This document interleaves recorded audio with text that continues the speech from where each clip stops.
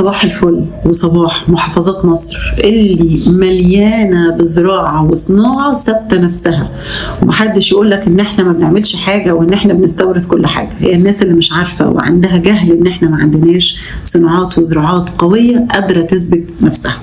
النهاردة هنتكلم على محافظة البحيرة. الفواكه بس لا، هل تعرفوا ان مصر اكبر رقم من ارقام التصدير بتاعها هو تصدير الفراولة؟ احنا متفوقين في الفراولة بتاعت التصدير اللي بتوصل انجلترا وبتوصل اوروبا والمانيا وفرنسا، وبيبقى الاقبال رهيب عليها في الكريسماس، ولازم كل الناس تاكل الفراولة المصري. طالعه منين؟ طالعه من البحيرة والاراضي بتاعت البحيرة. البحيرة غزت العالم بالفراولة بتاعتها، سواء في الاراضي القديمة او الامتداد بتاعها على الطريق الصحراوي. بس زراعة الرز ومضارب الرز عندنا في البحيرة، زراعة الرز ومضارب الرز من الزراعات والصناعات القوية اللي موجودة في البحيرة.